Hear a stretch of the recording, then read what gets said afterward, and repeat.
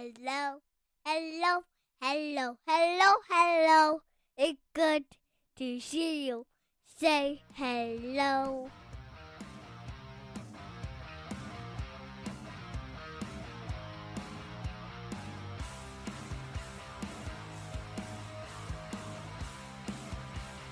Welcome to the Husky Hockey Podcast, your number one resource for all things Husky hockey related. We got some captains to announce. We got some freshmen to talk about, prognosticate about. Prognosticate, is that the word? I don't even know if that's the word. It is now. But we're going to get, it is now. That's the important thing. We're going to get it all started here. Thank you for joining us. I'm Weldy, sitting here with Andrew. And I don't know if you can believe it, but we got less than a month before puck drop. I certainly don't believe it. As we were mentioning in the green room, so to speak, I'm still baseball mindset right now. I got to shift over to hockey. It's going to be a quick but kind of sudden shift, I think. But I'm looking forward to. Well, I mean, you're going from Twins meltdowns to hopefully Husky victories. I mean, if that's well, we are talking about a Minnesota cards. sports team that's not Minnesota Duluth.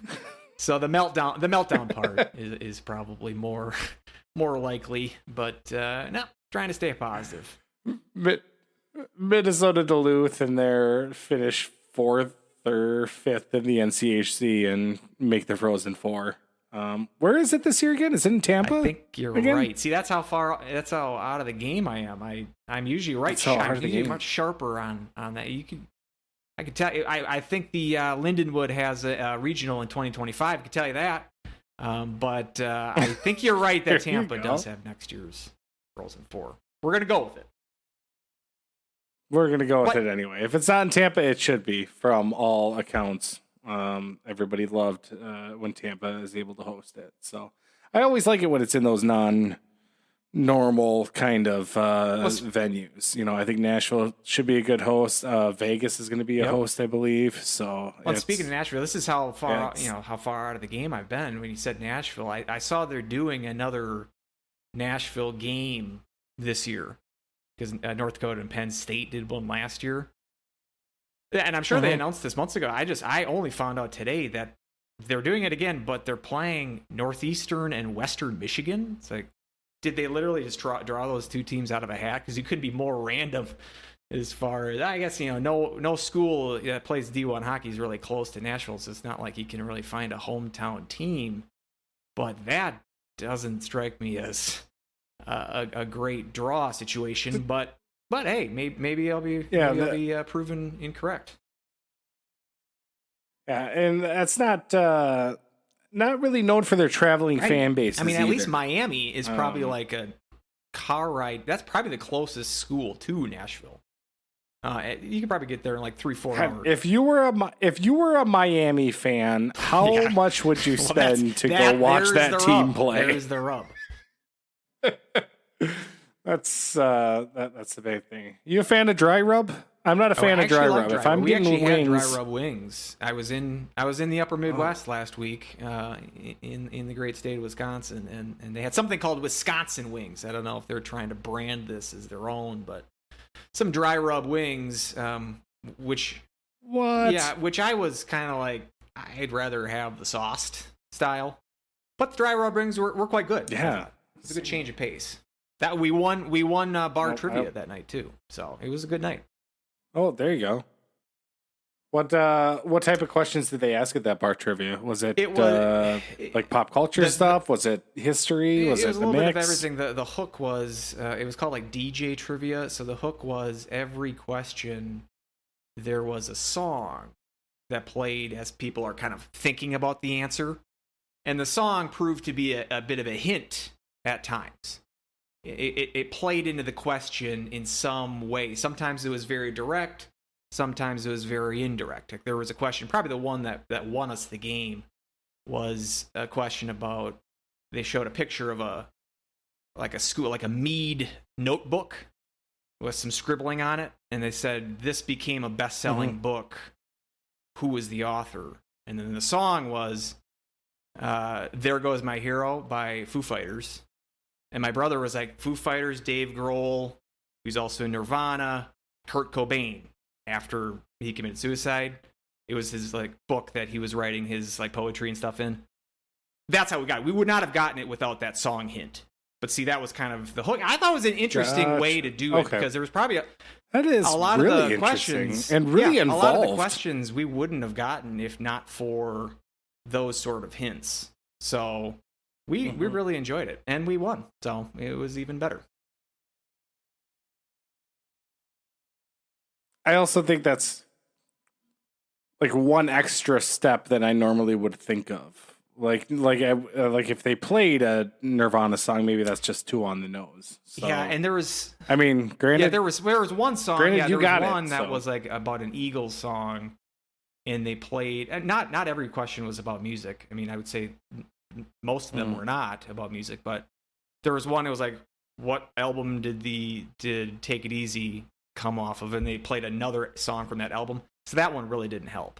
But then there would be other ones where there was like, where did David Robinson go to college?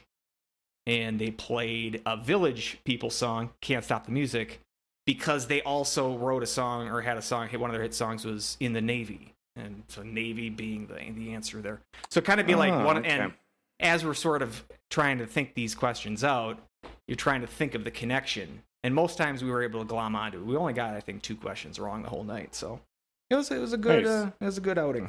It was a nice little Wednesday. Nice. Yeah. I mean, minus the dry rub, then yeah, I would imagine it would be a pretty nice. I'm always a big fan. That's how we got onto that. Was the dry rub. Yeah. And then the where's the rub? Yeah. See how we can go into these little side streets. It's just, this is why you listen, folks.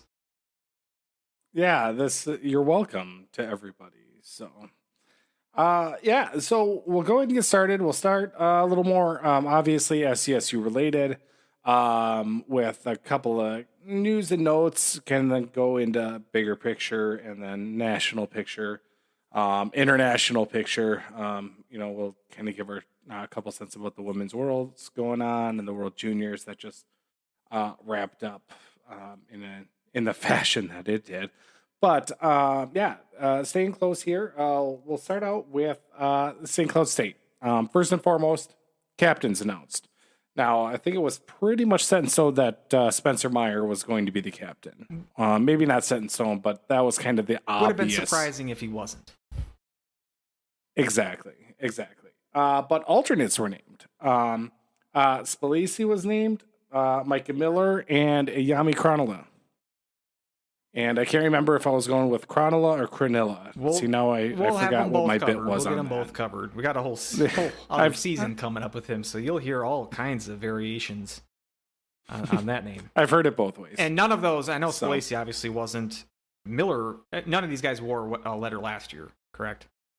I was almost thinking, I don't think so. Maybe Miller did, but pretty sure those are all 3. Yeah, because it was Fitzgerald, right? He was one of them. Mm-hmm.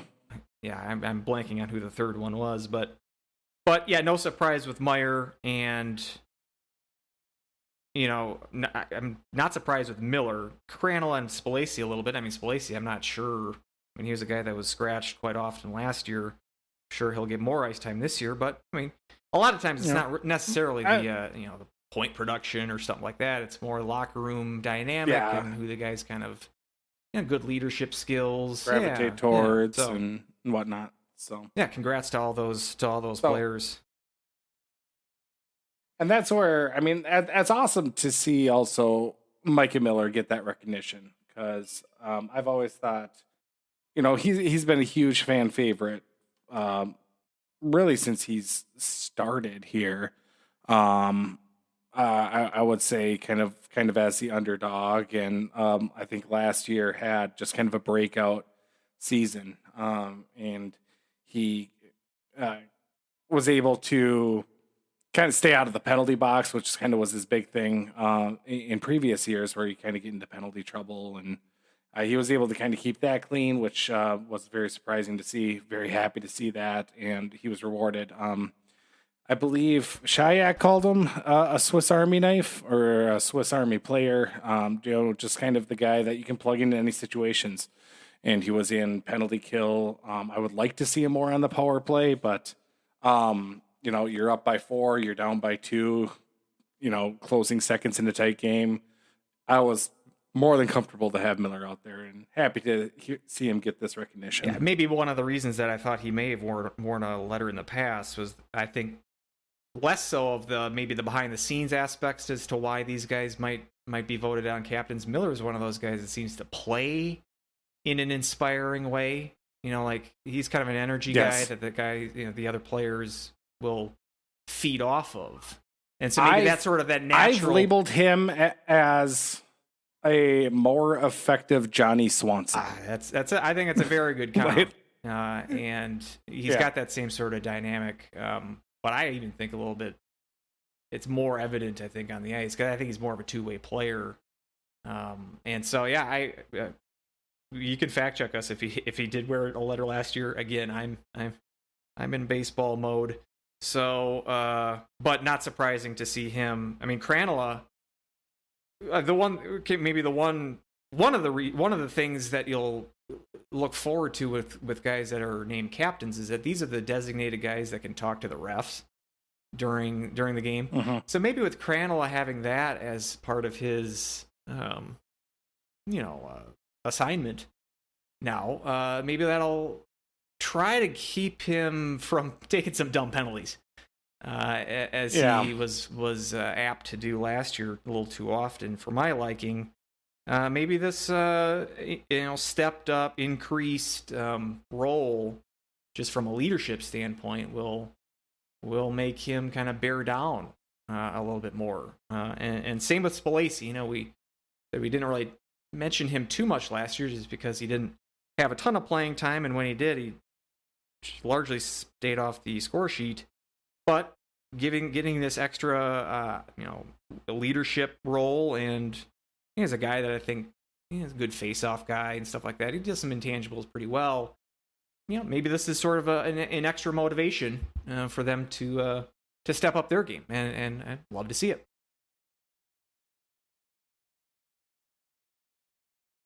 Yep, exactly. I looked into our captains last year. If our Husky faithful that's listening isn't yelling at the computer already, which at whatever pod you're catching us on. But 2 defensemen, Donahue and Jay Cox, along with Fitzgerald. It was Fitzgerald, okay. So Jay Cox, I mean, he barely got playing time last year up until the end of the year. So maybe that's, I can understand why I forgot about him. But who was the other guy you said?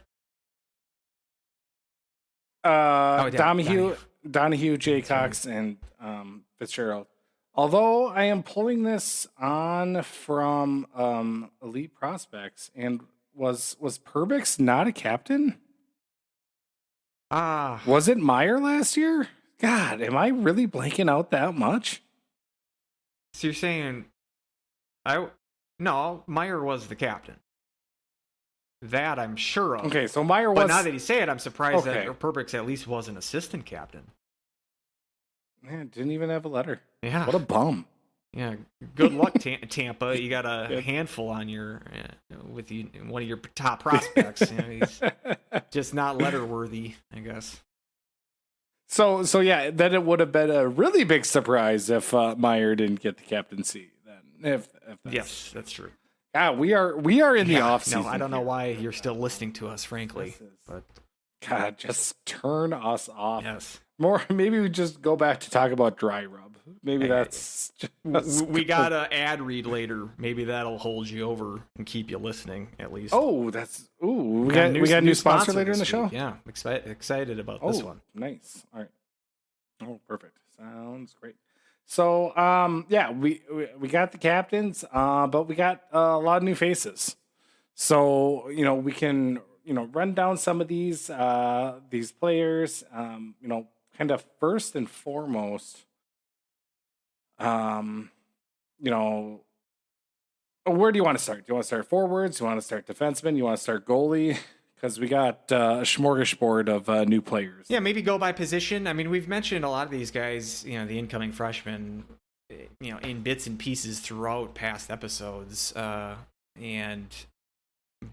maybe to just briefly touch on the, by position. I mean, I'm looking on the St. Cloud website here. They list 27 guys on this roster.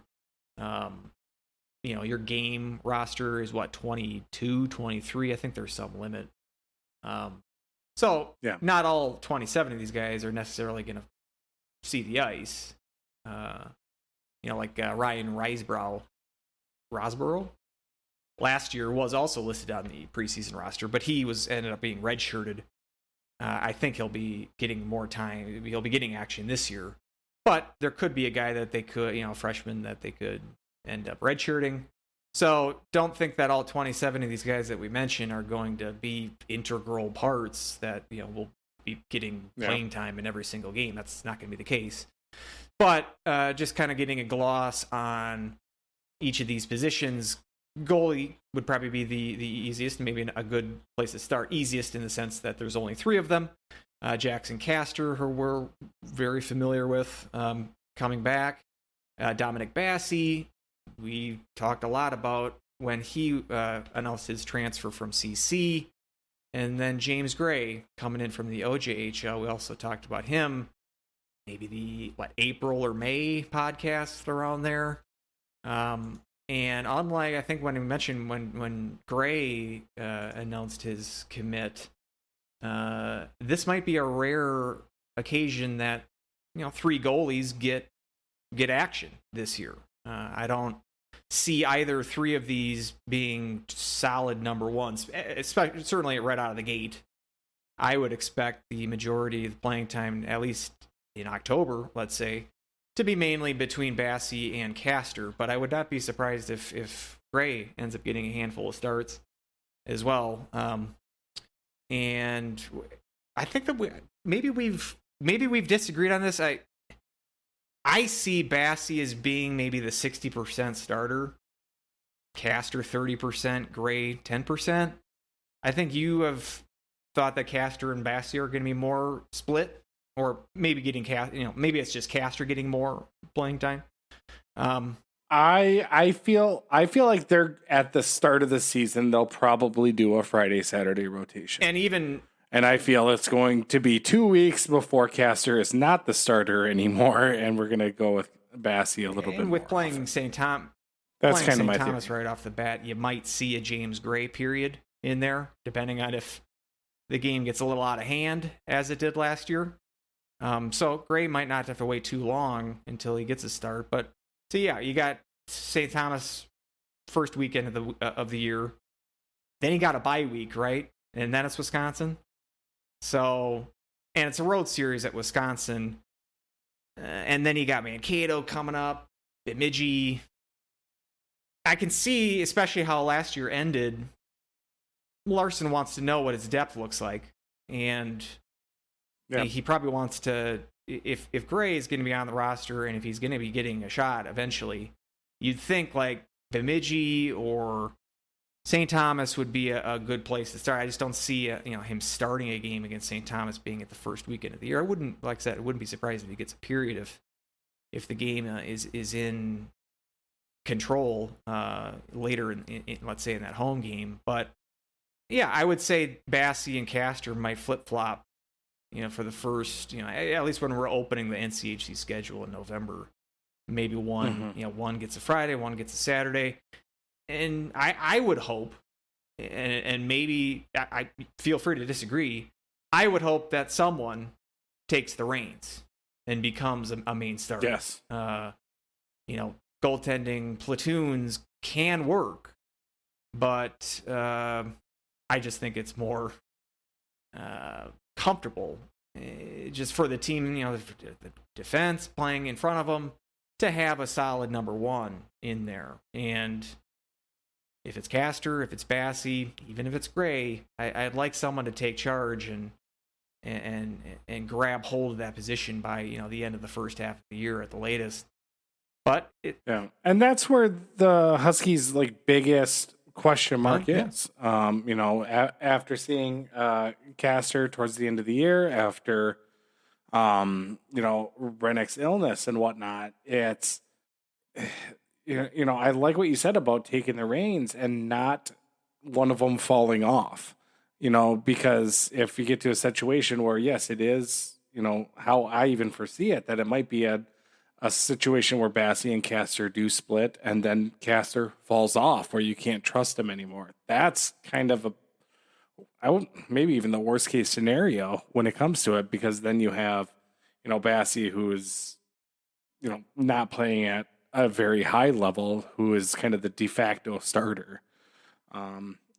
James Gray is kind of interesting because his numbers in the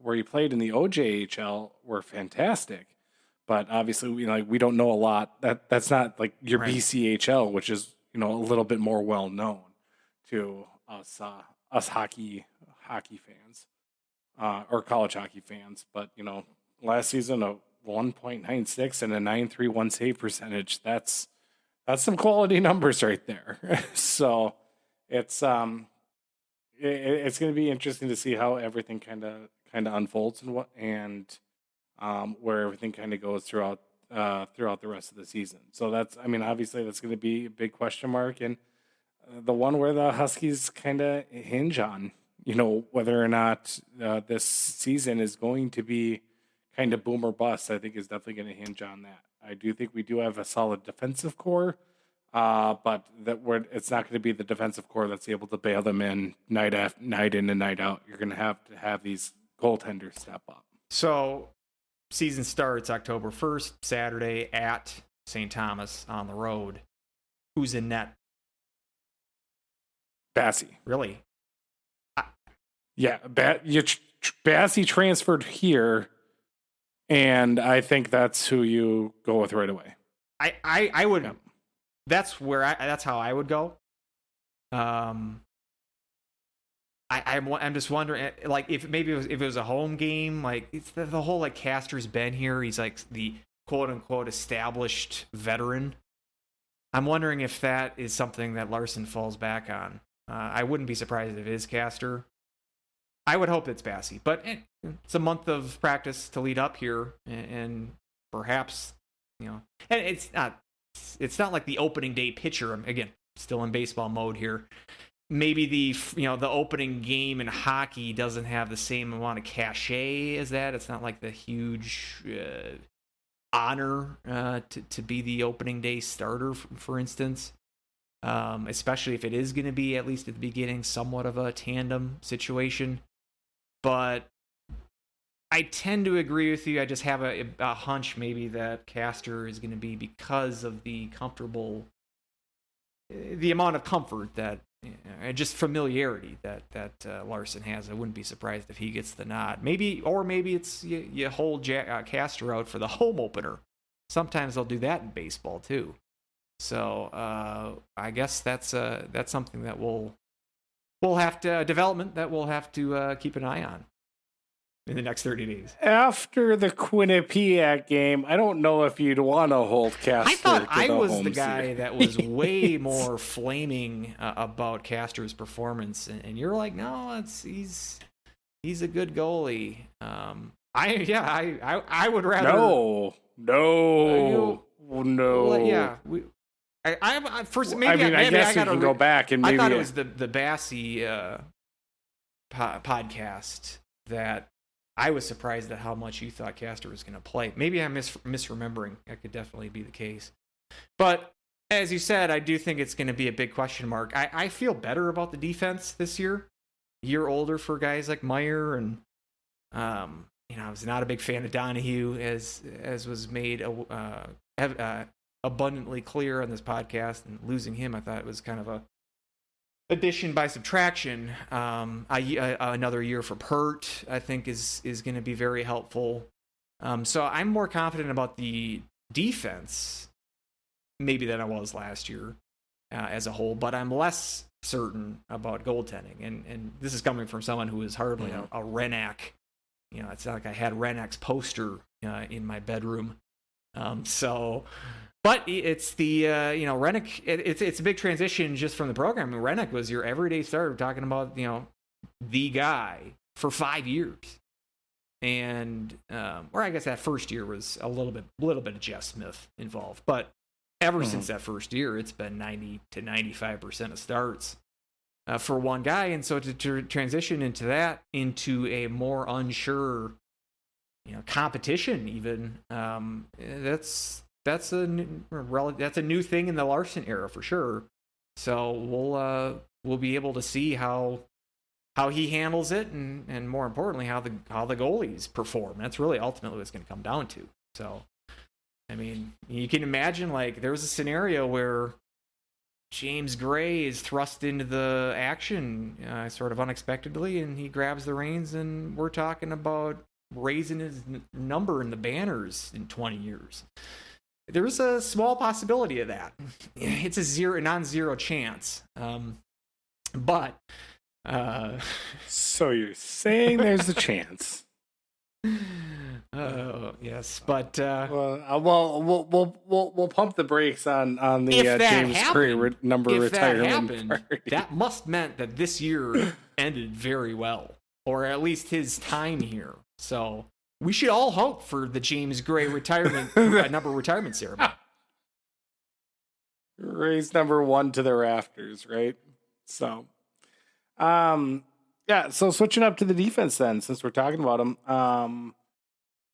Obviously Meyer, and then you talked about another year for Peart. We got Ludke, Trey Ball, Bushy as well. So some of the new faces.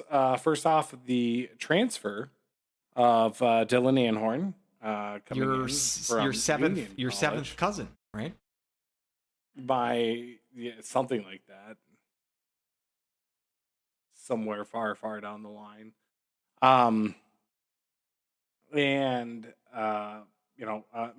Mason Rainiers from Edina, Cooper Wiley from Stillwater are kind of round out those defensemen as well. Also Zimmer. And Zimmer, yeah. Forgot about Zimmer. Looking dapper in his photo on the isn't website. he? He's got the Holiday Inn drapes suit rocking. I always like that look. But Rainiers played as he was the captain at Waterloo last year, and then played at Waterloo for a couple of years. Only played in about 38 games, had 14 points. All we have, in all honesty, all I have is numbers. I mean, I don't have scouting reports. I haven't seen these guys play. And all of that can be really deceiving. I mean, you look at Johnny Brodzinski's numbers in juniors, and they don't look good.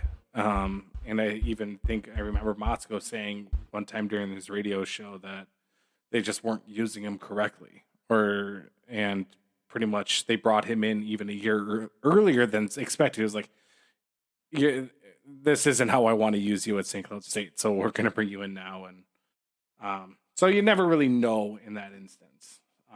Gonna take all these for a grain of salt. Cooper Wiley, Waterloo, and 27 points in 47 games. So it seems to be a little bit more of an offensive. Had a good stint in Stillwater as well, where he led the Ponies on the back end here to some pretty good success. So, and I don't think I think all the guys, I think he's the one guy that I don't think we ever mentioned yet. I don't think there's been any mention of Cooper Wiley on the podcast yet until now. And that's because I didn't think he was coming. Yeah, there was. I thought he was not. I thought he was going to be an extra year of juniors. I don't know why I thought that, but I just did. So I never brought him up until. maybe because I thought he was on the chopping block, so to speak, when Dylan Hanhorn got said he transferred in. So I thought, that's kind of a crowded blue line with 1, 2, 3, 4. Yeah, we mentioned 9 guys. 9 here. players. 9 players. 9? 9 defensemen. 9 times. 9 times. 9 times. So I mean, it's possible they do end up redshirting him. I mean, nine guys is tough to get regular ice, and most of these guys that we mentioned are going to be regular contributors. Yeah, but at the same time, we do have Larson with that extra player. He does like to have 7 defensemen. We don't often go with an extra. So I mean, 9 defensemen, 7 of them playing, injuries, bang up, not playing very well. Maybe that's just his MO going forward, is that he likes to have that extra flexibility on defense. Or, maybe that's just Shyak's call as well, kind of running that defense. So it'll be interesting to 2 Minnesota boys kind of coming in. We got a very Minnesota heavy defenseman core. Bushy's from Thief River, Ludke from Minnetonka, Meyer from Sartell, Peart from Grand Rapids, Reiners, heard it both ways, from Edina. I got to get that sight clip of James Roday saying I've heard it both ways. Add that in along with the Ferris Bueller one. So, from Edina, Wiley from Stillwater, and Zemer. Trey Ball from nearby Europe. Yeah, that was one of the player announcement names on the PA announcing gig. So you had to say where they're from, and now I can't remember how to pronounce it. Yeah, that's Monestro Narova. Yeah, now I don't remember. Shoot. I mean, bro, I didn't get it. I didn't get the job anyway, so it doesn't matter. But. Yeah, that's the challenge. That's like the final Jeopardy question in the trivia game is being that's the in the test of the tryout for the PA announcer position. You can correctly pronounce this, you got the job. But yeah, I'm excited for these defensive pairings. As far as like top defensive pairing, I know. I mean, lines and forward lines and defensive pairings are rarely set in stone, especially with St. Cloud and their recent history. But if we're going with the opening day, opening puck drop in St. Thomas, I'm imagining Spencer Meyer. Was it Meyer and Pert? Who are you going with to start the season? Yeah, probably, and then Bushy and Ludke. Probably on the second pairing. Pert, going to be developing into a power play quarterback. Yes, I think so. Ludke, got some looks on that as well a little bit last year, but kind of excited to see how Pert has stepped up. Did he get some? I'm sure we'll mention this when we talk about the World Juniors, but he was on that team. Yep. The second go around. Did he get much playing time, and did you see him at all? Any reports? He got some playing time. He had some very good plays, and he had some mind-numbingly bad plays, which is kind of his MO. That's the Jack Pert experience, it seems. Yeah, exactly. So, and that's where, him on the quarterback, if he is going to be on that PP1 position as, the quarterback in the play, that you're going to run that risk of, somebody else kind of going the other way, because Pierce's been prone to making that mistake at the blue line. So, maybe pair him up with another defenseman. I don't subscribe to the theory that you need 4 forwards and a defenseman on the power play. I know that was very in vogue for a while, but I think if you've got offensive and puck-moving defensemen like the Huskies have had over the years, I don't think you necessarily need another forward out there. But obviously, I'm not out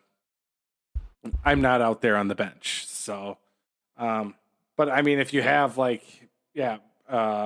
maybe even Pearson Ludke, Lucky can, still have some offensive flashes, but is a little bit more sound defensively, in my opinion.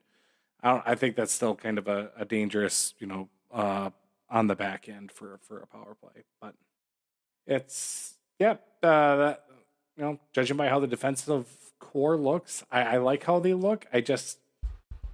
I'm a little bit worried about kind of just their physical nature, and hopefully Dylan Anhorn kind of brings that. I don't, obviously never seen him play, but I mean he's not the big, he's 6 foot, but only 183 is what he's listed at. So yeah, he might be the most intriguing player here. I mean, 20 points last year for Union.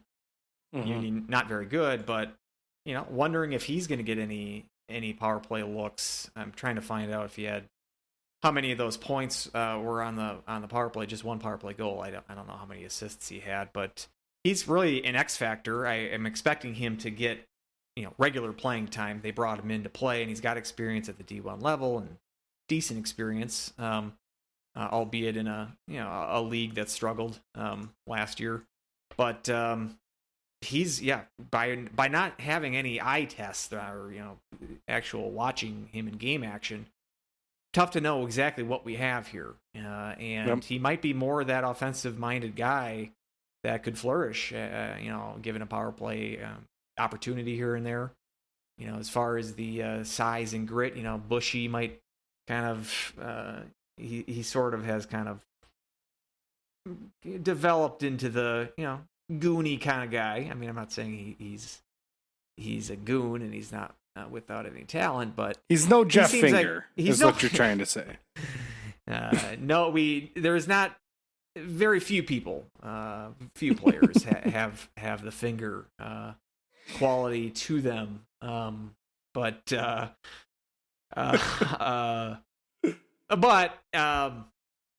can throw the body around. He doesn't shy away from that. He's kind of getting a little too reckless, I thought, towards the end of last year. But this isn't going to be a team that is just going to be pushed around. They got a little grit on the back end, and hoping that maybe one of these newcomers, either Anhorn or some of these freshmen, can step up in that regard. Because Pert, Lutke, even Meyer, not especially physical players per se. So need to get some of that grit and that if it's the grease pan that describes the grit on the offensive side, I don't know what the defensive equivalent would be, but that's a big part of the game, and let's hope that that's brought by some of these players. Trey Ball too. I think Trey Ball's a guy that sort of skates under the radar a lot of the time, and I mean he can throw or show flashes of really good play, and he's rarely a guy that you look at, and he's not a Donahue type where you kind of know when he craps the bed. And there's rarely a time where I'm swearing his name in vain into the night sky. It's like twice a period with Donahue. How Donahue got power play time is beyond me. Yeah. Condition of him coming in, I guess. I suppose. But in theory, I obviously don't take that as serious. Yeah. So, but like I said, I'm excited for this defensive core. I think that they can, step up from last year, but at the same time, I mean, because of the goaltending situation being such a question mark, that kind of creates more of a responsibility for the defenseman. Yeah, exactly. You can cover up some goaltending deficiencies with a real quality defense, not allowing 40 shots a game to the goaltenders and whatnot. Only allowing 15 shots against Quinnipiac or whatever it was a pretty good game plan, as it turned out. You just needed to save a couple of those 15 shots, as it turned out. So, and you didn't. You didn't. You did not do that. but we're not holding that against them. This is a new team. We're wiping the It's slate new clean. team, new year. Yeah, wiping the slate exactly. clean with 80% of the same players. But it's wiping it clean, and we're going from it's ground zero again. So let's hope that that they can step up, or another way that you can lessen the amount of shots that goaltenders see is have your offense carry the way, and puck control and good offensive push. And so maybe we should transition to talking about the forwards. A plus transition. How about that? How about that segue? So, yeah. You thought I was going into the ad read, but you got to wait a little bit longer for that. Yeah, exactly. Forwards. Some of the newcomers, obviously, Grant Deshawn, very, very well known last name here in this area. Ethan Alcoin, that came from the AJHL, I think. That's right. A point per game player in the AJHL. So we'll see kind of what Ethan's able to do. If I were to guess, Ethan Alcoin sounds like he'd be a good net front presence guy. So that's just by the name. That's what I'm going to go with. That's going to be my analysis. So, and that's the kind of analysis you get at this show. Right, exactly. We have Jack Rogers from New York. We don't get a lot of recruits out from New York unless they're Bobby Gepfort, really. I guess is the only New York person I can think of off the top of my head. But he was, a point per game player in the MJHL, where he had 67 points in 54 games. So, we're getting a lot of players who can, rack up some points, but, there is that little asterisk, I should say, that, we don't really know about these leagues at all. And obviously, kind of the crown jewel of this class, coming in with the most hype is Adam Ingram. Played for Youngstown, was drafted by the Nashville Predators in the third round, and had tremendous, kind of second half of the year in the USHL for Youngstown. End up scoring 55 points in 54 games. Point per game in the USHL, that's nothing to shake a stick at, or whatever that's called. So it's that's going to be kind of the one we're all going to be kind of looking at. He does play center, and that's obviously kind of my biggest question mark is down the middle. Is who's going to play? Losing a Fitzgerald type down the middle, that's going to be tough skates to fill. I would imagine we're going to move Crookshank, who transferred as well, transferred from Minnesota by way of Colorado College. So he's been a wanderer, but him, I would imagine he was going to be transferred back to center. He played a little bit of wing as well, but it's going to be I don't know what to make of this. I think some of the freshmen, I think, are going to have to make up maybe a little bit for, if I were to say a little bit maybe of a weaker freshman class from last year. I felt like we were very top heavy when it comes to our scoring from last year, and I didn't think we got a huge ton from some of our freshmen last year, but just kind of what are your thoughts here? You're saying that this year seems weaker of a class, or last year? No, last year. Yeah. Okay. Yeah. I agree. Yeah, because Ingram could be the game changer for this team, and I think Crookshank too. Not a freshman, obviously, but a newcomer to the system. Fitzgerald was a guy that wasn't seen as a huge point guy, and he blossomed into that last year. I'm not sure if Crookshank's got a 30-point season in him, just based on the fact that he hasn't done that before. But it's possible with the depending on the role he gets.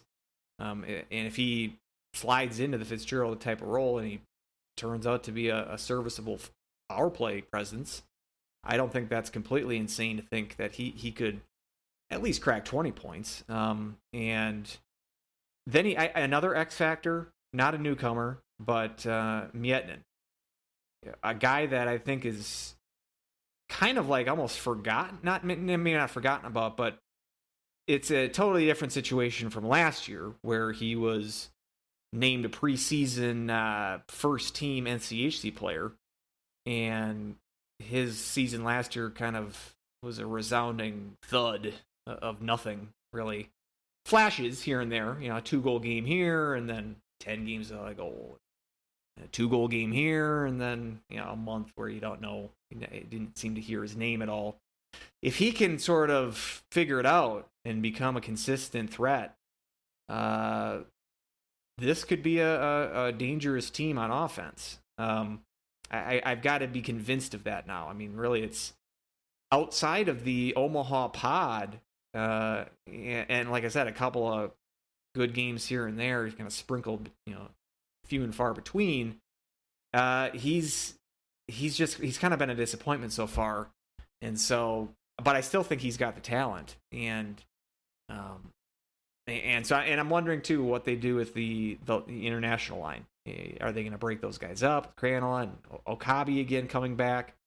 At times that line showed good cohesiveness and good chemistry, and I think all three of them are good players. But that might be in the next month sort of one of the things that we find out about this team is chemistry better with some of these newer players, especially where does Cruikshank line up? Is Ingram going to be a center? These kind of things are going to be some of the more interesting positional battles that are going to develop over the next month. I'm excited.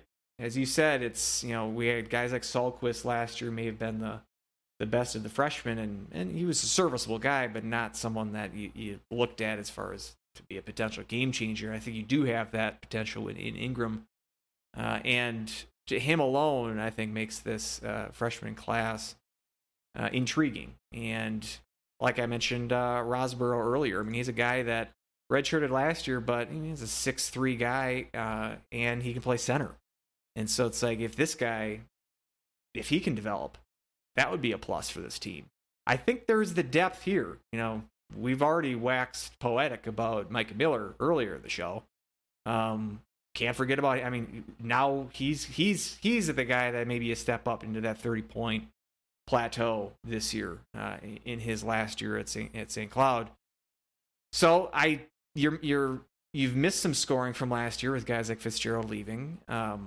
But I really do think that there's the potential not just to meet that missed offense, but to exceed it.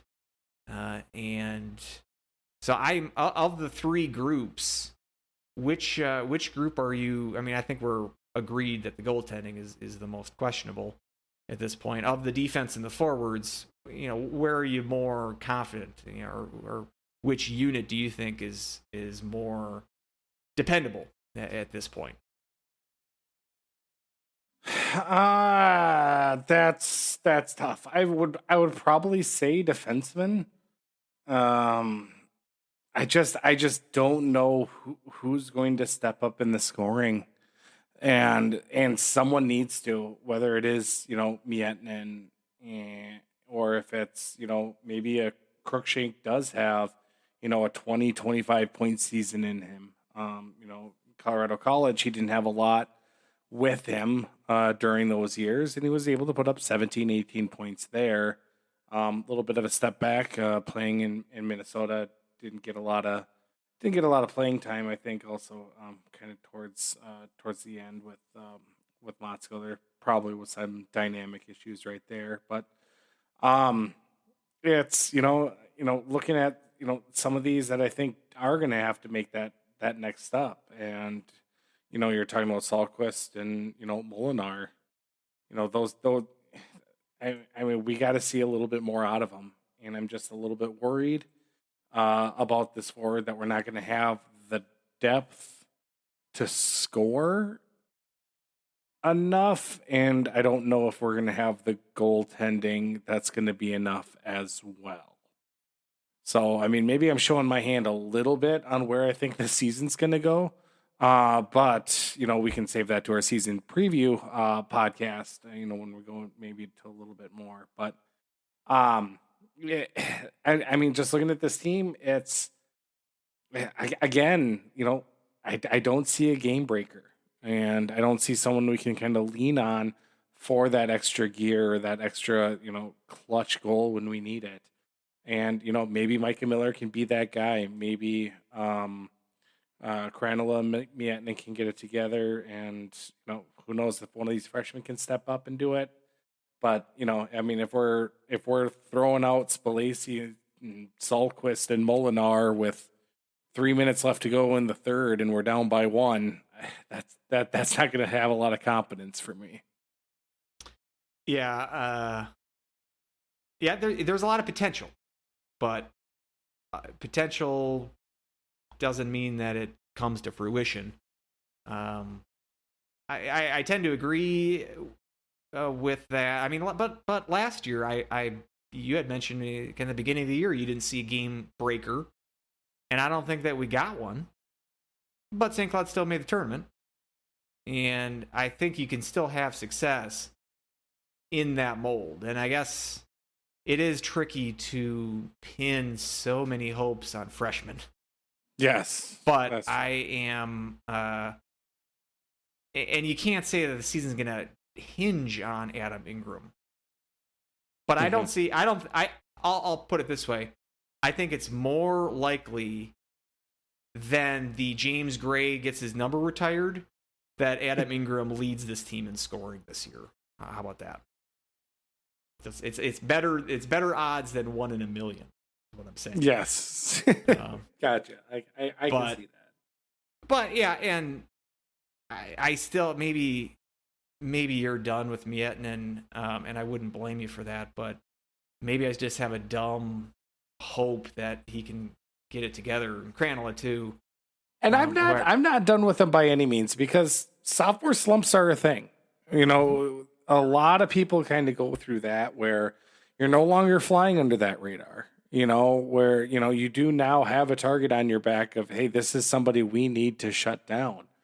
And that extra attention, you don't know really how to play through it, and you struggle for a little bit more. It clicks for a couple of games, and then it kind of fades away again. That happens. So I do feel he has the skills to turn it around this year. But the thing is, I think we're really going to need him to. So it's, God, usually I'm so optimistic at the start of the season, but maybe I just think this team at right now has a little bit too many question marks. And I think this is kind of a pivotal,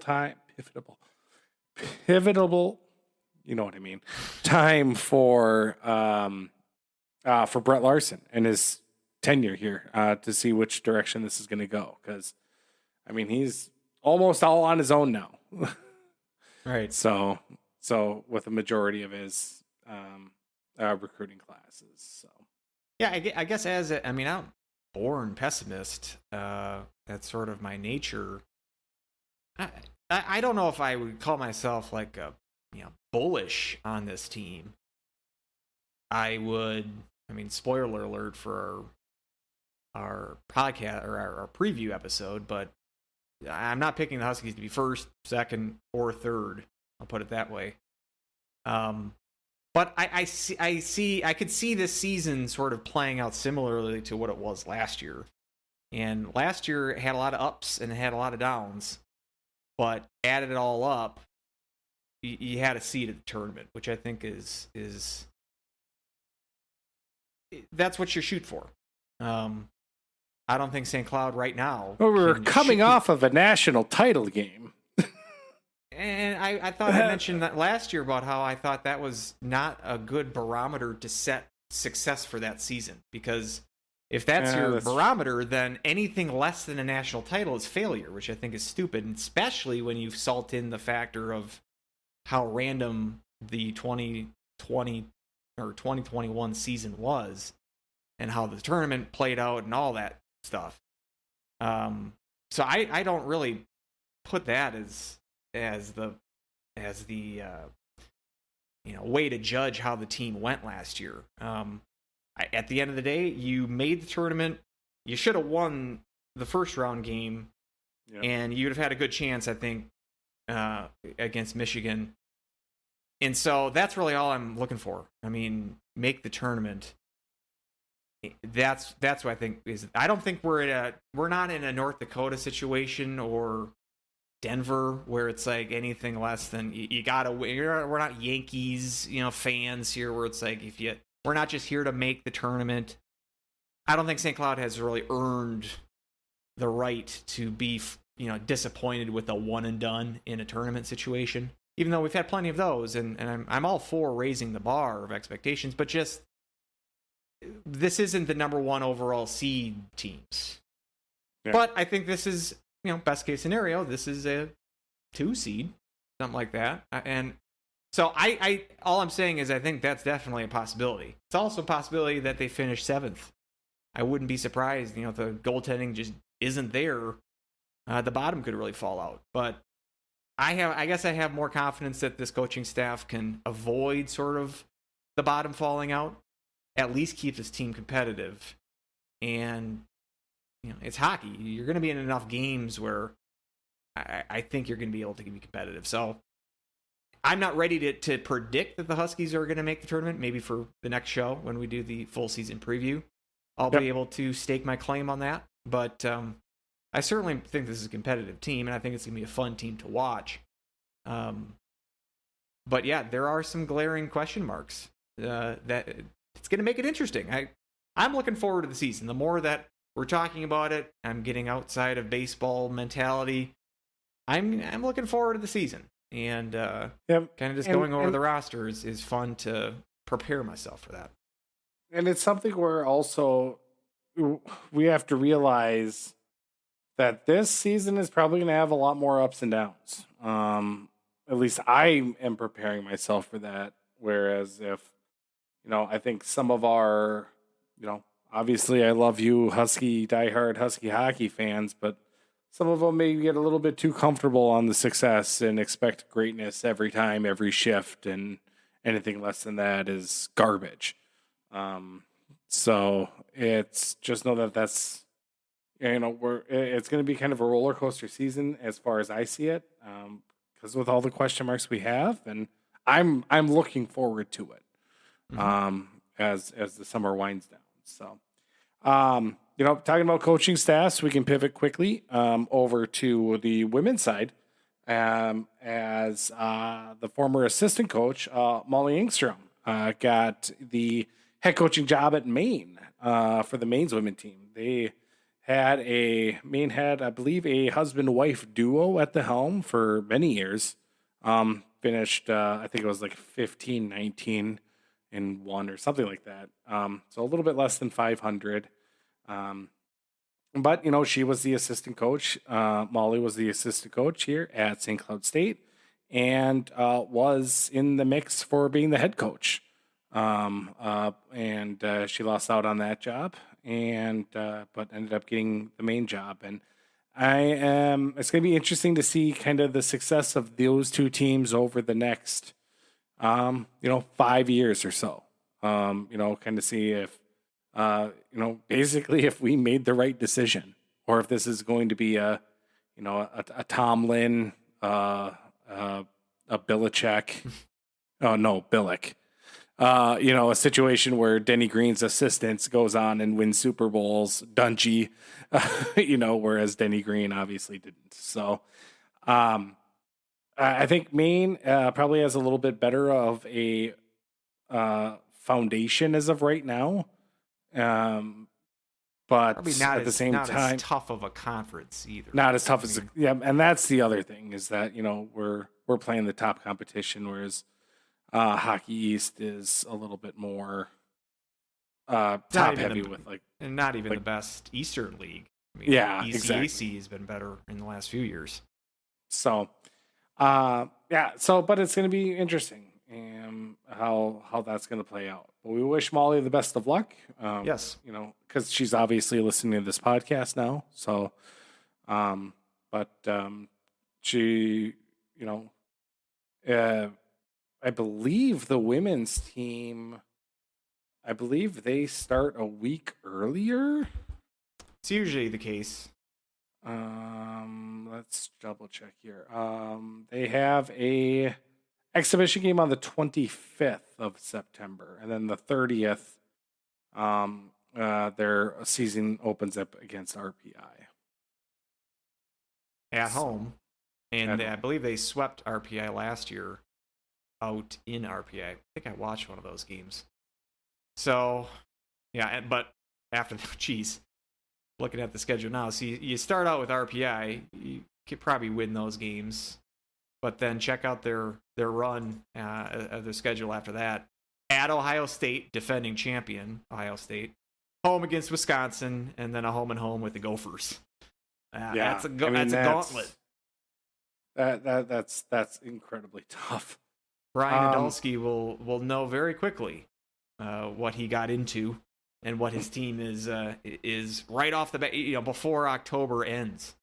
So wish him Ohio the best of State. luck with that. I don't know what happened at Ohio State and how they were able to turn that around, because Ohio State for a long time in women's hockey was just garbage. Should give the Huskies some hope, because they were doormat. I felt that way about University of North Dakota. They were really bad until, I guess until, Brian kind of came along and scooped that program up. And I think that's kind of Ohio State's plan. Was they hired, can't remember, is it Natalie? Can't remember what her name is, but their coach is she's only been there for a few years, and you look at the records. It's been kind of the turnaround was pinpointed at when she got there. And so, it's, coaches at the college level, and especially in college hockey, coaches make so much of a difference. And it's not to say that the coaches that St. Cloud has had in the past have been terrible. It's not been their fault. Like I said, there's a lot of variables in women's D1 right now that even the best coach has their hands full in certain situations. But it can just take that one coach to turn things around. And once you become that sort of winner, you can kind of snowball that success and build on that. So, looking at those programs, that can give St. Cloud that, the hope that they can hang with them. But like I said, we'll find out pretty quickly here as they barrel into the season, some tough competition. See if they can hang their head above water, be competitive. Yeah, and that's it's just so tough to recruit. You're recruiting against Wisconsin, you're recruiting against Minnesota. If you look at where women's hockey is now, in terms of where the men's program was, kind of in the early mid 90s, where you have your blue bloods, and that's where all your power was kind of concentrated. So I think you're just kind of up to that cusp, and you widen the base, you widen the summit. So I think more funding and more exposure to women's games, down at the smaller, the high school and whatnot, building these programs, to get more of a, more players, kind of gravitating to some of these, schools. I think it would be a good, a great thing overall for the game. But St. Cloud needs to really focus on, that recruiting aspect and trying to get, we're able to get those, one or two standout players, but we just don't have that depth to kind of get over that hump. So hopefully this is like I said, we'll kind of compare, over the next, few years between Brian and Molly and kind of see where we're going with that. So I guess we also have to keep an eye on Eric Strand at UW Eau Claire, because he was the third finalist for that job, and he's still there. He's still at Eau Claire. So we can compare that as well. Put that in the standings, kind of compare. In the standings, I'll put that as well. Yeah. I'll have to come up with an exchange rate. Be sure to keep your eyes D3 glued wins on Blue Gold's hockey, women's hockey this year. Exciting news at the Herb Brooks National Hockey Center with Scoreboard. From my sources telling me, up and running. That it's big, so that's good. I haven't seen pictures of it yet. Sound system going in. Very excited about that. New play-by-play announcer. That wasn't me, and I cried, but I'm over it. I'll be okay. PA announcer. Oh, I'm sorry. Yes, PA announcer. Jim Rich still has that. The play-by-play role. Yes, exactly. However, the color commentary. Yes. I wanted to mention that the scoreboard. It's going to be one of those like center ice, like dangling scoreboards. Is that right? Or are we talking like the ends of the rink? They're going to be the ends of the rink, but there's, from what I gather, they are updating the in front of the score, like the old ones that they have. They're going to be updating that as well. So it's just the end ones. There's not going to be. I believe so. I don't think it's. Yeah, I don't think it's going to be the dangling center ice ones because I think the rafters kind of get in the way. Yeah. Well, they do have one. They do have a small one up there, so I'm wondering if they're maybe going to swap that out for something else. You can see that those ones. You can see that like in the background in the TV broadcasts. Like they'll see like the, home and it's just like home away in the time. It's just, but you'll be able to see. I think they're updating those as well. Yeah, and the sound system we'll find out. That should be a big plus, or maybe not. Exactly. Maybe it's like the building is just doomed from an acoustic standpoint. You can't really do anything on it. But let's we're thinking positive, at least on the sound system. And then Gino Parrish, color commentator, which I'm really looking forward to because, I like color commentators that don't really take it too seriously, and really just pump up that entertainment value. Can't get much better entertainment value than Gino Parrish, that's for sure. So it's I've always enjoyed the games that he did color for. Yeah, I liked him. I think we talked about because didn't he do like the one of the Duluth games last year towards the end? I think he did a couple of games, maybe a game or two towards the end of the year last year. I liked him. I've never been a big fan of Micheletti, so I'm glad that they brought someone new in, and I like the fact that Parrish is he's a Husky. He's exactly. Micheletti, even if Micheletti was good, I mean, at the end of the day, he's kind of a carpetbagger, gopher. He's kind of doing the job as a soldier for hire, and I don't hate him. I just don't really care for him. So I'm all for the change there. And yeah, as far as when you're saying entertainment value, I would say Mark Parrish was like a notch above Gino because Mark could really. He was very shameless in his homerism, and it was entertaining. But I like the move, and if he can if it'll be really great if Gino can bring the rule book to Jim Rich, at least the overtime situation, get that squared away with Jim, and then we'll be good to go. No, ignorance is bliss. Yeah. I like this. I like that Jim Rich doesn't know overtime. Let's keep this. Let's keep this rolling here. I'm okay with it. Wasn't it like did he think that it was like it was like there was no overtime point? It's like whatever he thought overtime was, I'd probably prefer that's how we did it. But it wasn't correct, is what the whole. Point and he kept like confusing it with like how it affects the pairwise. And like the shootouts and how it affects pairwise and everything like that. And that's where again college hockey just shoots themselves in the foot and just having dumb rules. But right. So I don't necessarily even blame Jim. I mean, I blame him a little because like he can only make that mistake so many times. Like somebody please tell him. Right. Like rubes like me should not be yelling at the TV for the guy to say the correct information. Yeah. But these are just quibbles, I suppose. Yep, exactly. shortly we'll talk a little bit about World Juniors and Women's Worlds and Pearson here, but let's get to the ad read here. Unless you want anything more Husky hockey related, like I said, our season preview will come up in a little bit. So one small addition, they did add an exhibition game on the schedule. Interesting that it's in the middle of the season, so it's typically in the past when they've done an exhibition game, it's been before the season starts. But it's versus University of Manitoba, so they're doing a Canadian college again.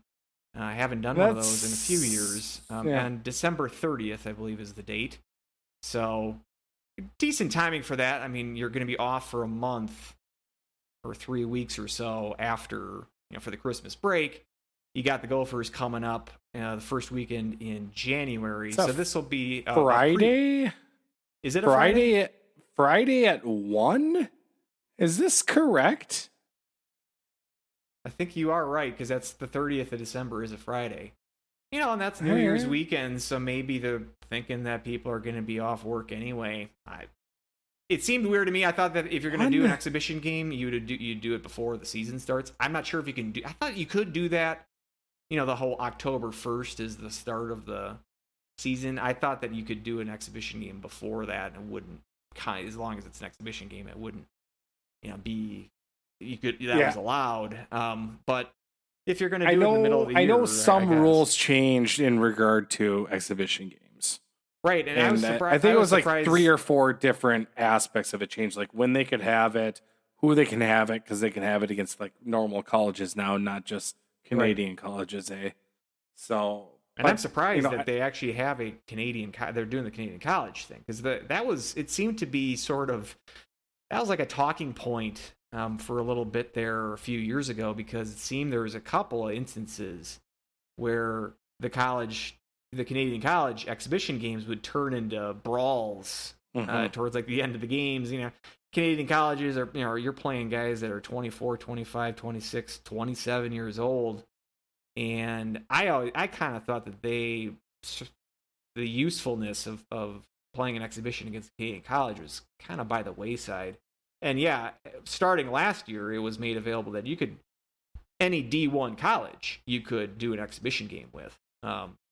And I thought it just would make more sense to play just another college team as an exhibition game if you are going to have one. But maybe playing the older kids from Canada, we'll toughen them up kind of thing. Maybe that's the mindset or the thought process on why you want to schedule one. Well, I like the timing of it too. I mean, it's 2 weeks after the Miami series. 3 weeks, I'm sorry, after the Miami series.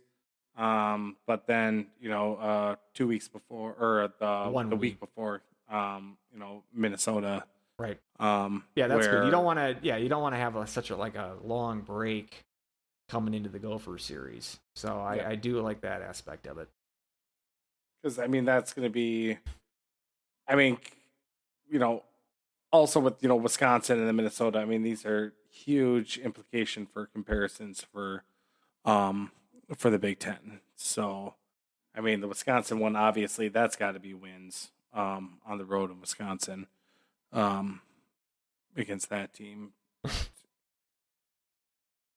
Get some wins also against Minnesota, who should be near the top of the Big Ten. That's going to be key for those comparisons. That is true, and when we're talking about playing good teams and defense and just staying in good game shape, it's all about health, and it's about taking care of yourself, and that's really important. And that sort of leads us into today's sponsor, and today's podcast is brought to you by Tamps.com. Tamps.com is the leader in online delivery for feminine hygiene products. Tamps.com has everything covered, from tampons and pads to sponges and menstrual cups. Tamps.com has simply everything. But the real genius of Tamps.com is the many convenient options that customers have. You can order items directly in our online marketplace, where we guarantee 2-day delivery, or it's free. or you can select the subscription that fits best for your needs.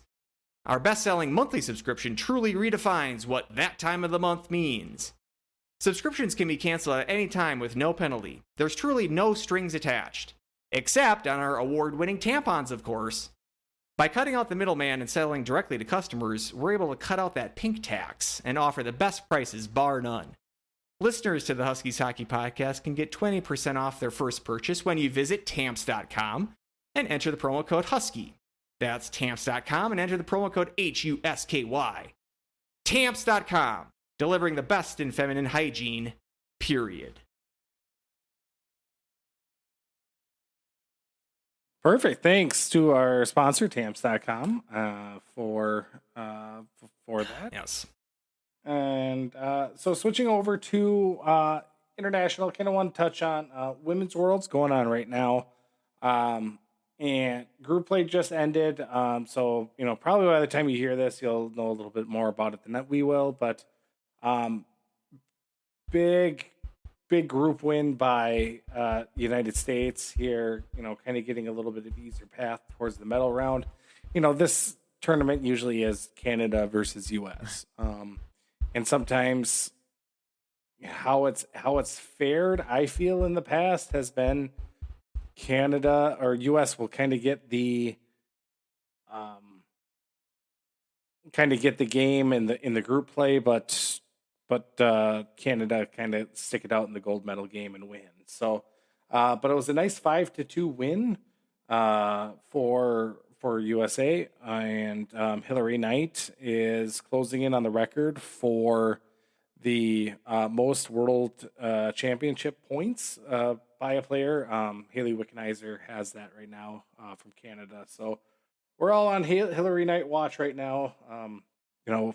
Hillary Knight played on that those Wisconsin teams that were, just incredibly good. Back in that day. So that's going on right now. So it'll be fun to watch those. If you have a chance, watch those games, because those games, anytime Canada and US get together in women's hockey, it's they hate each other so much. It's wonderful to watch. And you can get that chance for some revenge, as you said, for the Olympics from this year. And so, it looks like NHL Network, and they got Hungary. US has Hungary in the quarters. That'll be on Thursday, which probably be already done by the time you listen to this. Depends on when we release this, but yes, I am looking forward to that inevitable final match between those two rivals. So, hopefully by the time you're listening to this, there has actually been a U.S. win, not just the pool play, but for the big one. Yep, exactly. So, Peart played for the men's World Junior team. I said a little bit earlier in the program, he had some good playing time, messed up a couple times, had some really good plays. So it's kind of a mixed bag for him, but obviously still really good experience. But incredibly disappointing. USA comes out, just a heck of a group play, wins the group, and then just gets upset, bounced. Single elimination tournament. Yeah.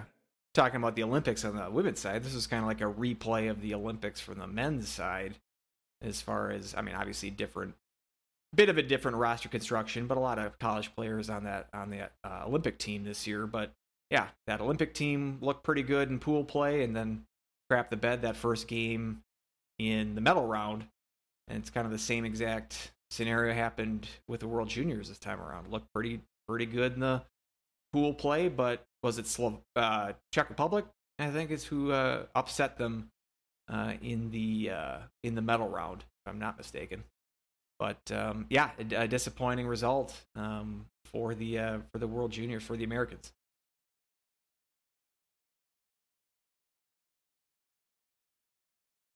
Yeah, it's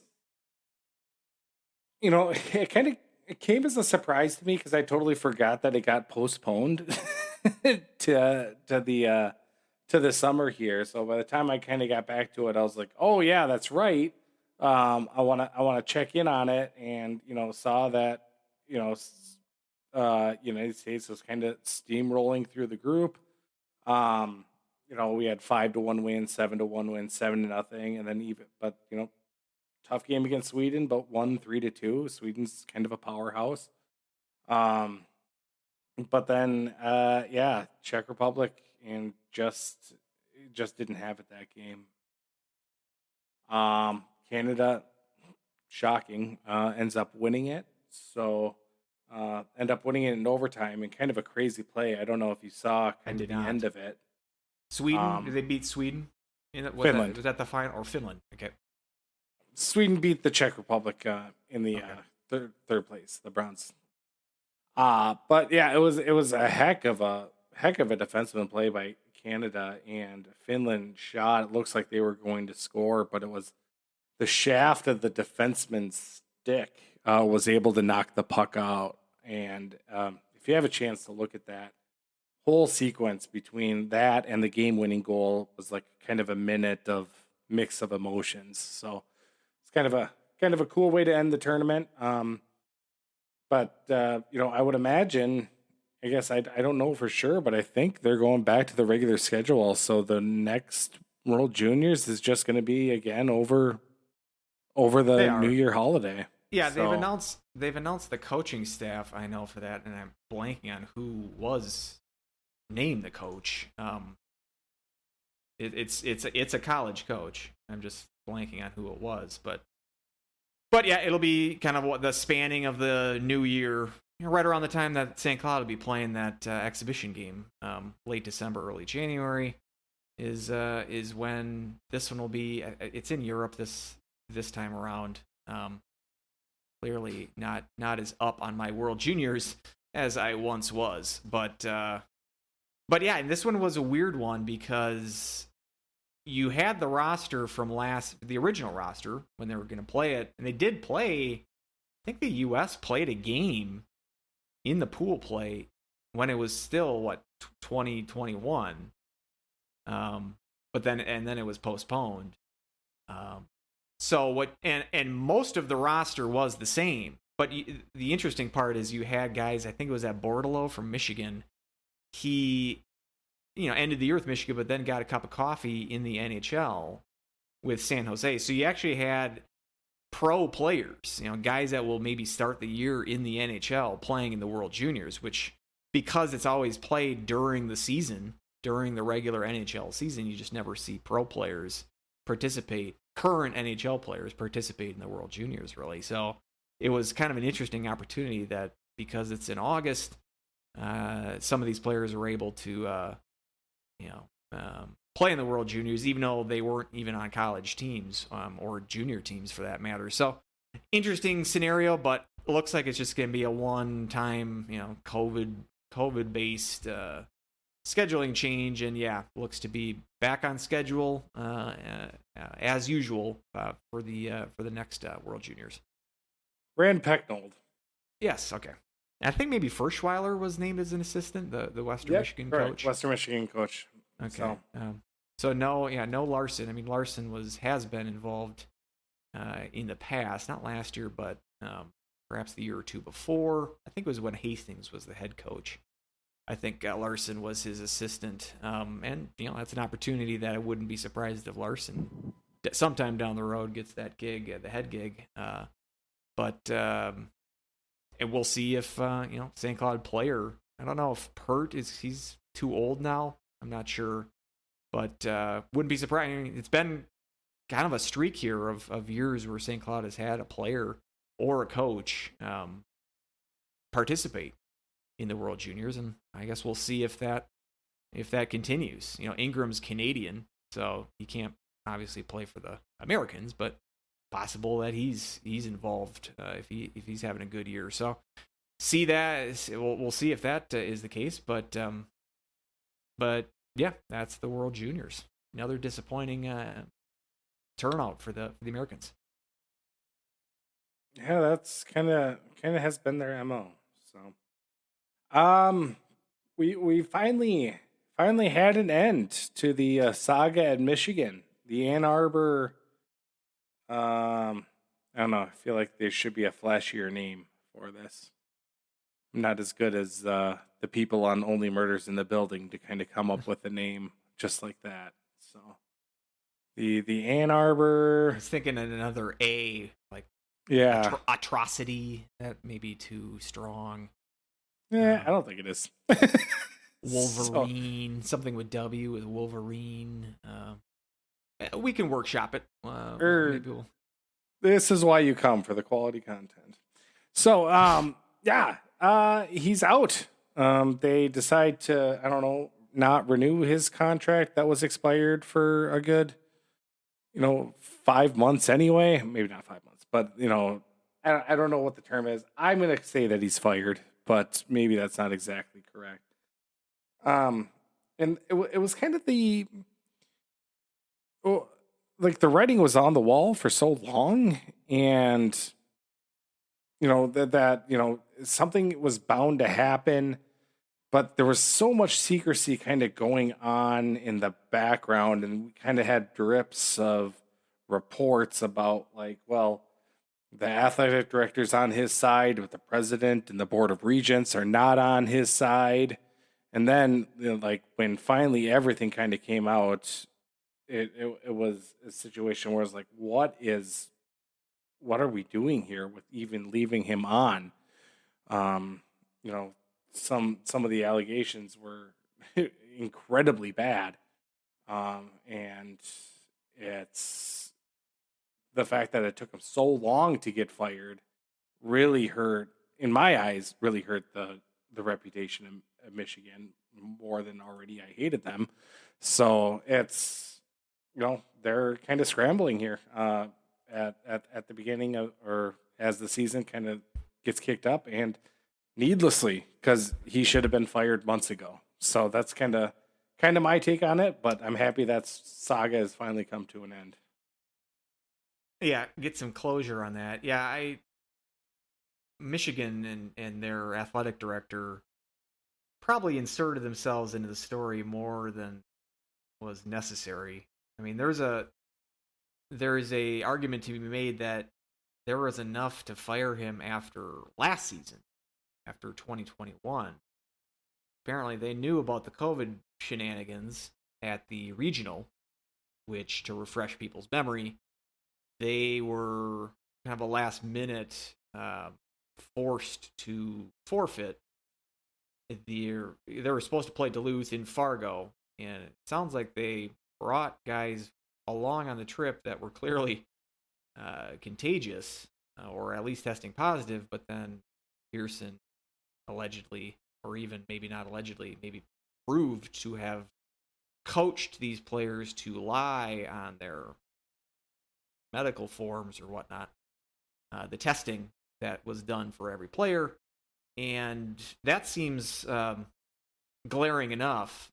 And then to add on top of that, that's when the Strauss-Mann allegations, where he was sort of mistreated goaltender for them, who, getting back to the Olympics of this, and he was on the Olympic team for the Americans of this last year.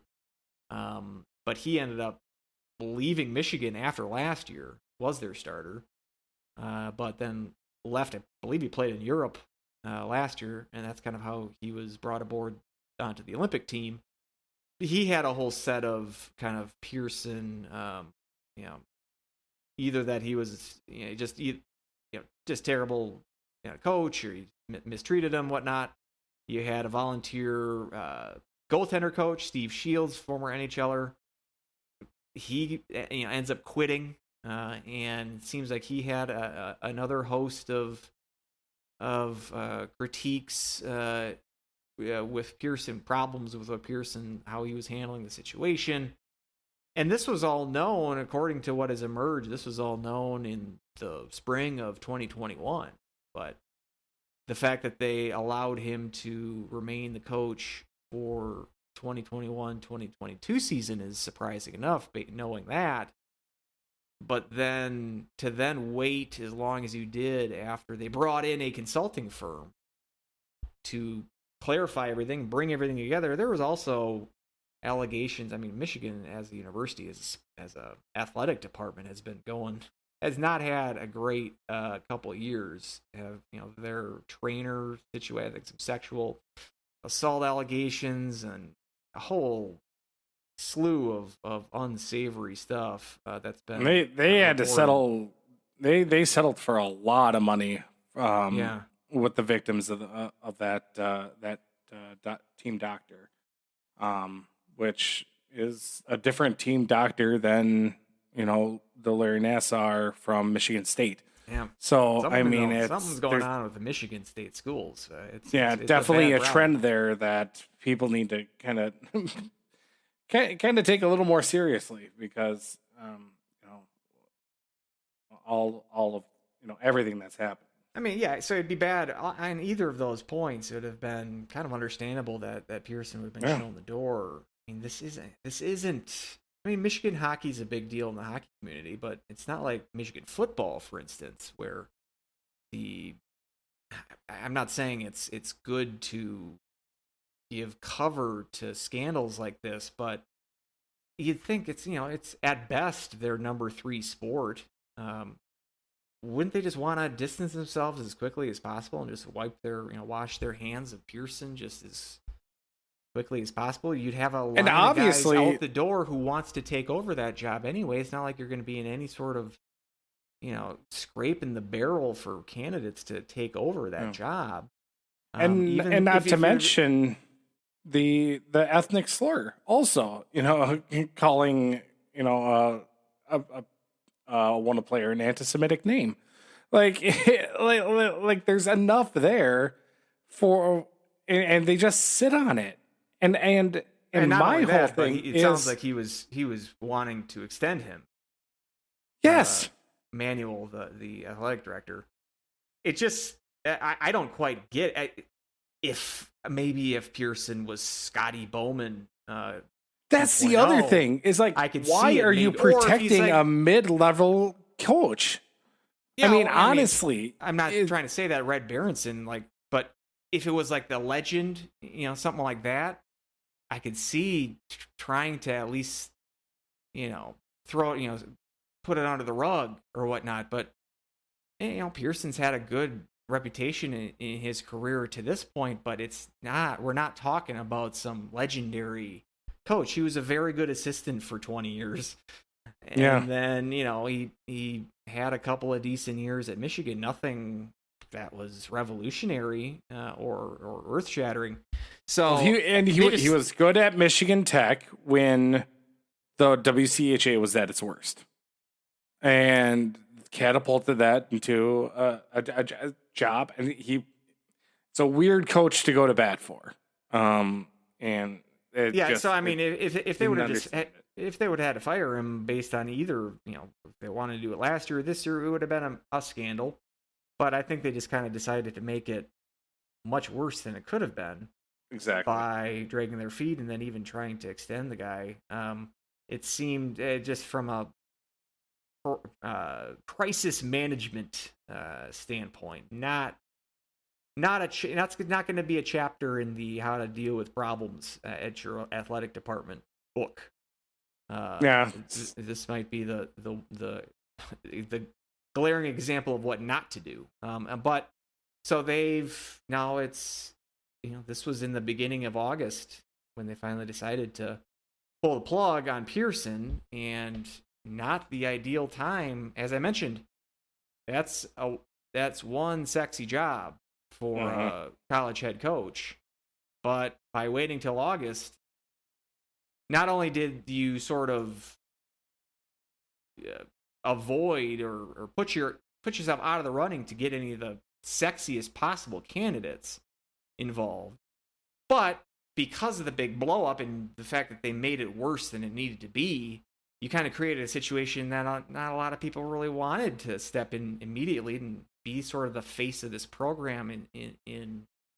This is bomb-ridden post-war London, 1945, essentially.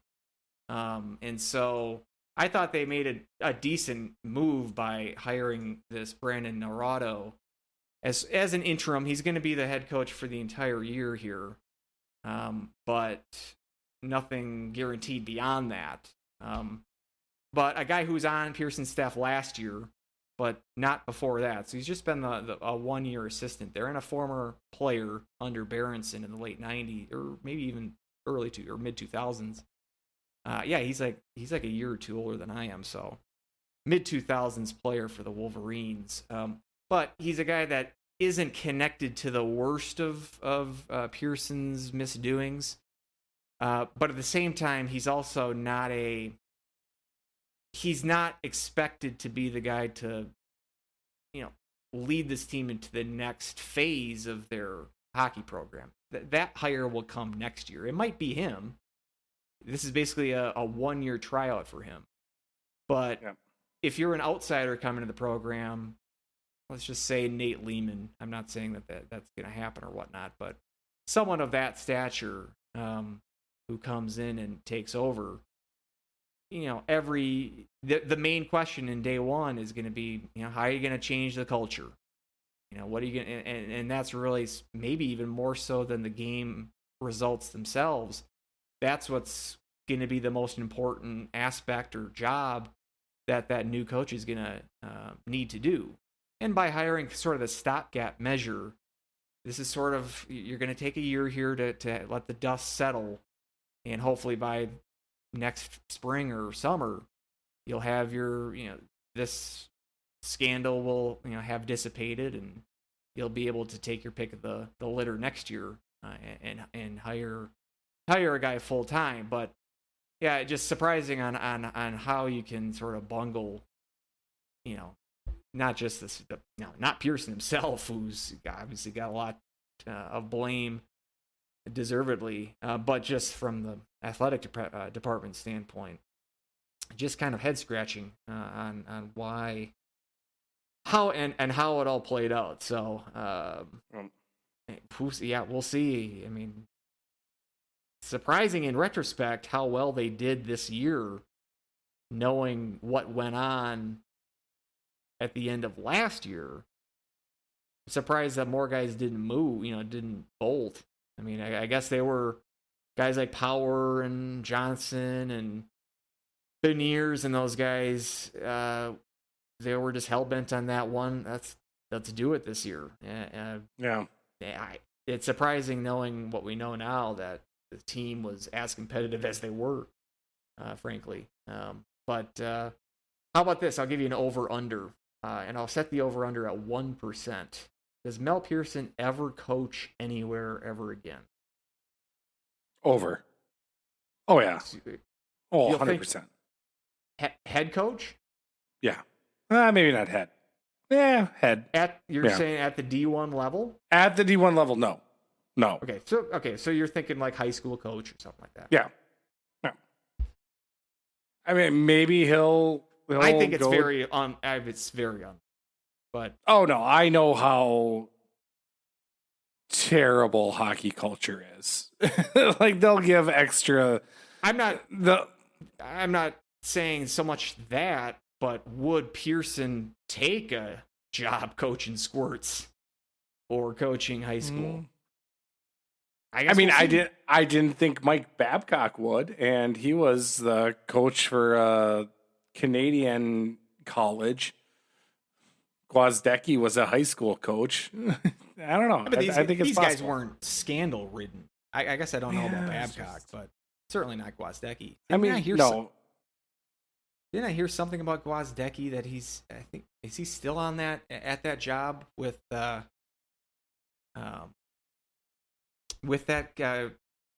Denver school, the high school? I think they won a state tournament. Maybe that's what I saw or read about. I feel like I've heard Gwozdecki's name in the news recently, but anyway, that was as you said, quite the story, and now we have the closure to that story. At least for now. Who knows? Maybe there'll be more details emerge. Wouldn't be surprised. Exactly. We had a couple of questions. Some of them we've actually already addressed. Who's going to score? Who's going to play goalie? I don't know if, this is, kind of the other thing. Dan Jacobson, friend of the show, big Duluth Bulldog fan. Congratulations. His wife is expecting there first. So congratulations to them. I didn't get a chance to tweet that to him, but I'll just say it on the podcast since I know he's going to be listening. So congratulations. And he asked, when are we getting a true upgraded Nintendo Switch model?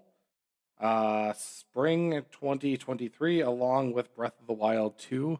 I'm going to say later than that. I don't think we're going to get a new Switch model probably until the end of 2023. And that's just because Nintendo is Nintendo, and it makes me sad. I should also say, he took me up, Dan Jacobson took me up on my pizza recommendation from, was it the last podcast or one of the last ones, the Spiral Pizza in Hastings. Yes. He says 2 thumbs up. He got the Spiral Special and enjoyed it at the Spiral Brewery, which is downtown Hastings. So didn't think that anyone would have actually taken my recommendation, but I'm glad to hear that Dan did, and now you have 2 people that say that. Now you have 2 people who Spiral say Pizza that. in Hastings is the place to be. So. Was the brewery there when you were there or no? No, that's only open in the last few years. I went there once. It's nice. It's like every small town now, even when I was up in Wisconsin, it seems like every small town now even has their tap room, their brewery. It's nice. I'm not complaining, but it's a nice development. Yeah. But yeah, it's a good time. Like I said to Dan, that downtown Hastings was a graveyard when I was growing up there. There was nothing, and it's like one of the oldest cities in Minnesota, right on the river there. But they just never have really figured out a way to get some action down there. But in the last, 10 years, they have done quite a lot to get some people down there, some restaurants, that kind of good stuff. So it's good to see. Thanks Dan for taking me up on the suggestion. Awesome. So, well, that about does her. We're gonna have the season, preview podcast probably, just mid to probably in a couple weeks here for September. But anything else that you want to mention here before we wrap up? And I think we've got it covered. I mean, we did mention that you were passed up for the PA announcer, and they did actually announce the winning candidate of that gig. So he's got a little more qualified than I am. A little more qualified. But he's never been on this podcast, and I have. He's not. So we might have to get him on the show. Who knows? But does he woo, or is that strictly Chuck's? That's a big question. This is Woogate right here. That sounds too much like Doug Woog had like a Mel Pearson type scandal. That's what they would call it. Woogate. Woogate. That's tough. That's kind of like saying the rural juror. The rural juror. Yeah, I wonder if you take. Yeah, you almost gotta have your own trademark. I don't know if you do the woo. I don't know. People are expecting the woo. Yeah, I could see it both ways as far as you want to honor the legend or you don't want to copy the legend. I could see both schools of thought there. But I guess we'll find out soon enough. I say don't woo until people start complaining. Then give them what they want. There you go. They'll start booing because you're not wooing. And then he's wondering, why are they booing me? Am I doing that bad of a job? Maybe then it takes a kind of a psychological toll. He's got to figure some stuff out. We should get him on because we'll kind of fill him in on the backstory. The hard hitting questions. That's right. So that's why you listen to us. So. That's right. Well, thanks everybody for listening, and until next time, go Huskies! Woo! We will woo. We will still woo. We're wooing. We're not stopping wooing. Bye, everybody.